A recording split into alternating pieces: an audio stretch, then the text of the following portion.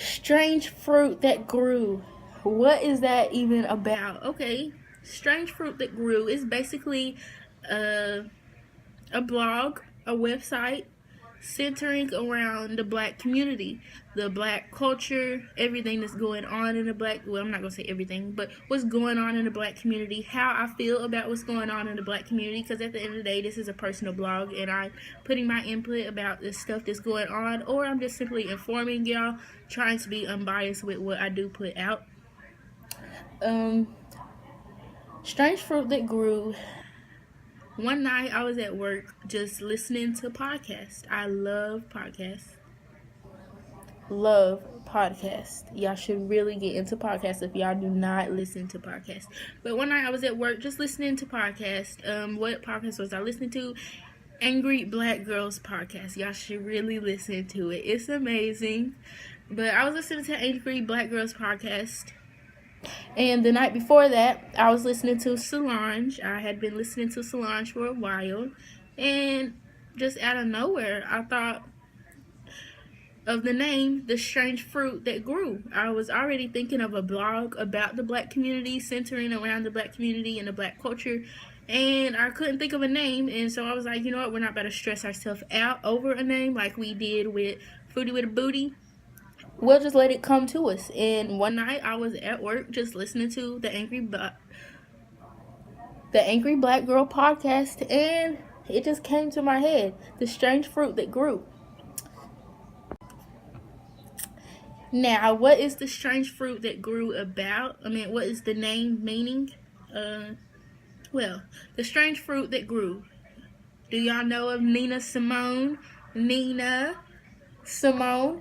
Okay, well, she had a song called Strange Fruit. In my own words, it was about the lynching and murders of the African Americans, black, brown people in the South or all over America that was going on in her time. She made a song about it, about the lynching of black people and the strange fruit saying the bodies were hanging from these trees and they had a certain smell and they were strange fruit. You know how fruit hangs from trees? Well, this strange fruit was actual human bodies, black bodies. And she made a song about it. And that strange fruit symbolized real humans, real bodies. And to me, that symbolized just black people as a whole, black culture.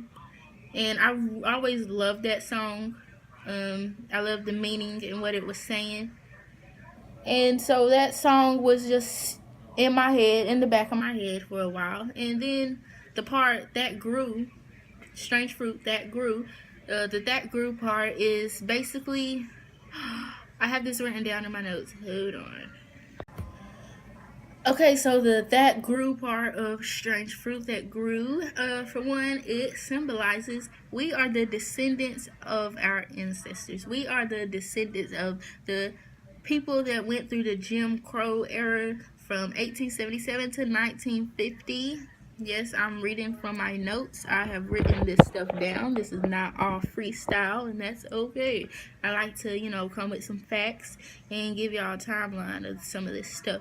So, we are the descendants of the ones that have survived through some of these horrible times for the black community, which is Jim Crow era. That was from 1877 to 1950. We are the descendants of them people. We are the strange fruit that grew. And also slavery, of course, from 1619 to 1865. Also the Civil War from 1861 to 1865. We are the descendants of all of them time eras. If it was not for them, we would not be where we are now. We are literally the descendants of these people. We are also Another reason why I came up with the name The Strange Fruit That Grew for my blog is simply for recognizing those that died or were brutally beaten and murdered simply for their skin color or for being quote unquote a black person in America.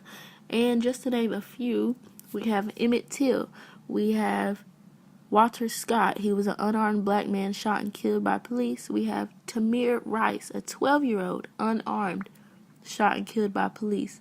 We have Freddie Gray, a 25-year-old black man murdered by police. He supposedly fell and broke his spinal cord. He asked for medical attention, but he never got it in a timely manner, and he eventually died in police custody. We have Philando Castile. He was a black man who clearly stated that he was armed and he had a license to carry a gun. And he was sitting down in the car in a non-threatening position, and he still was shot and killed. He was murdered by police. We also have Stephon Clark, a 22-year-old unarmed black man. Officers shot rounds at him. They stated that they believed he pointed a gun at him and he was threatening. They felt threatened by him, but the whole time he was running in a completely opposite direction as them. And the attorney Anne Marie Schubert stated that the officers had probable cause to stop and detain Clark and that they were legally justified in using deadly force against him. But mind you, I said the whole entire time he was running in a completely opposite direction as the officers. But they had probable cause to kill him, right? Also, we have Terrence Crutcher. He was a motorcyclist who was unarmed and simply standing by his motorcycle during this petty-ass police encounter in Tulsa, Oklahoma. The female officer was found not guilty, like all these other cases that I'm stating. We also have Alton Sterling. He was an unarmed black man shot while pinned down by 2 officers. In the video footage, you can hear the police officer telling him, "Don't move or I will shoot you in your fucking head." All Alton Sterling had said before this was, "What did I do, officer? What did I do, sir?"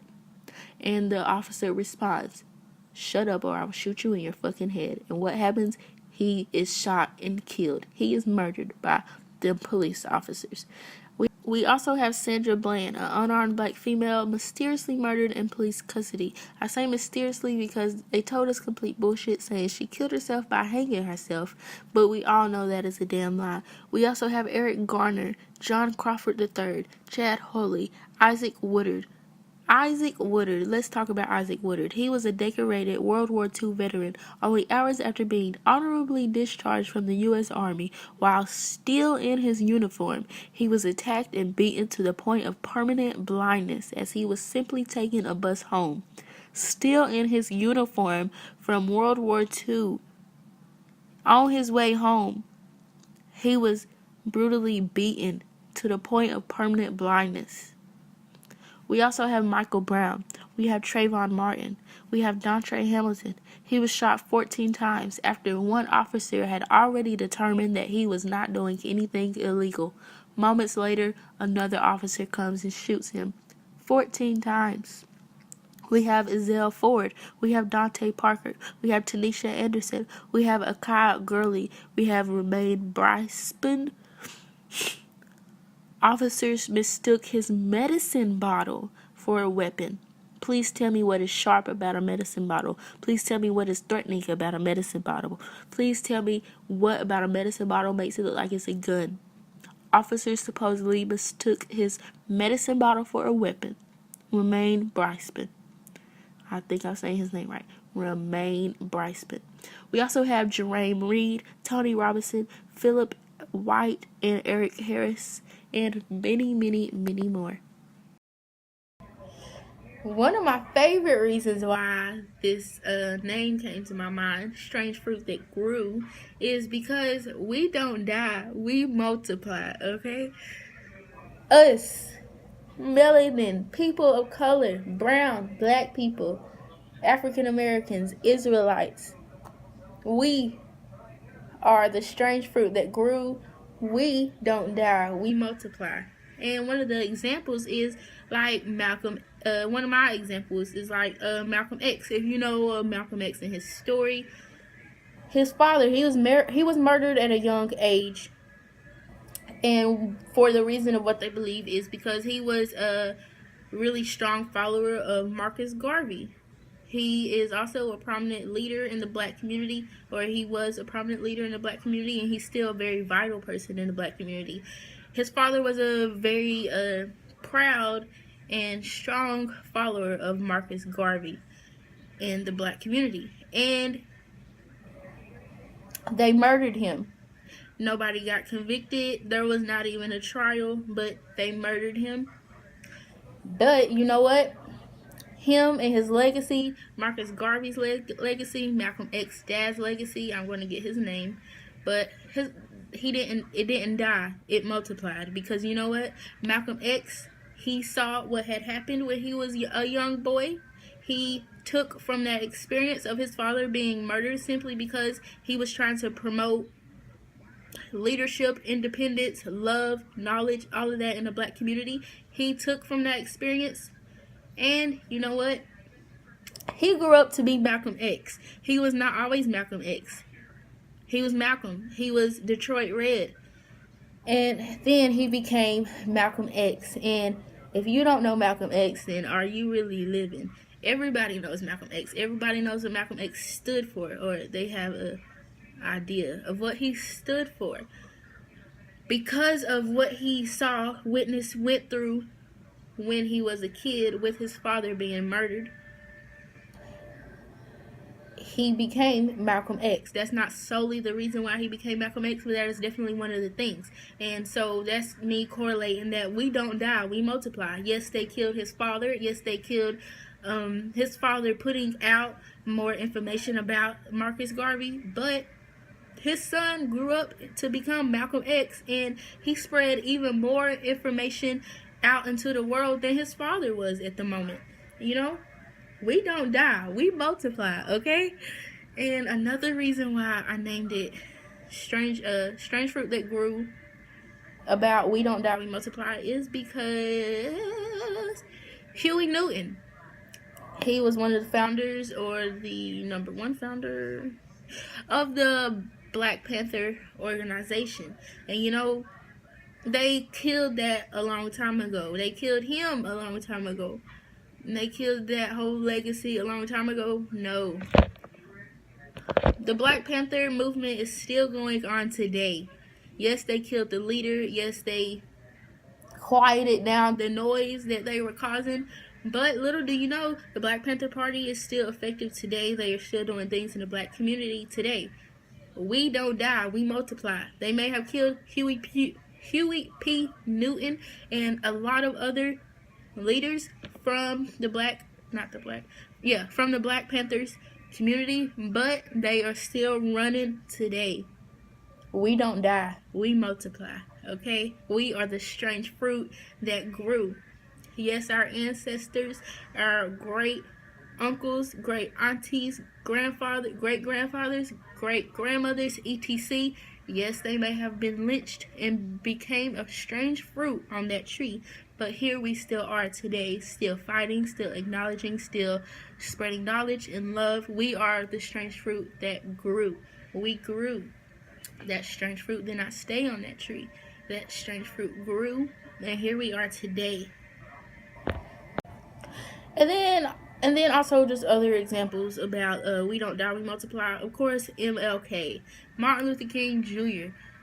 They may have assassinated him, but how many of us still know about Martin Luther King today? We don't die, we multiply. His legacy still speaks today. Because of his legacy, a lot of things are still happening today. A lot of positive things. Let's spread light on that. And then, of course, Nipsey Hussle. That's actually how I found out about, or how I discovered this phrase, we don't die, we multiply. They may have murdered Nipsey Hussle, but you know what? How many hashtags have you seen on social media? The movement continues. The marathon continues. How many hashtags have you seen of that? How many of y'all have been inspired by his story?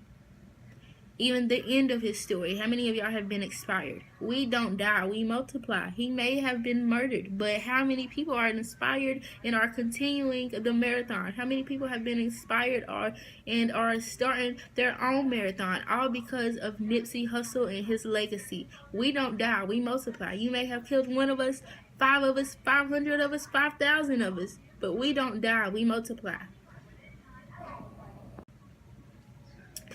Another reason why I love the name, the strange fruit that grew. Another reason why that popped up in my head one night while I was listening to a podcast at work. I keep getting notifications on my phone, my bad. It's because,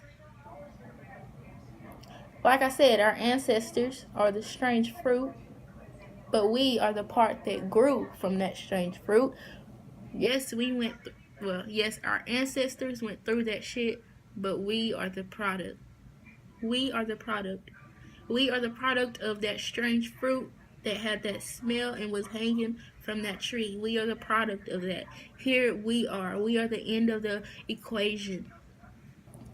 And you should ask yourself, well, what am I going to do as the product? What am I going to do as the end of this equation? What am I going to do with who I am and how I got here?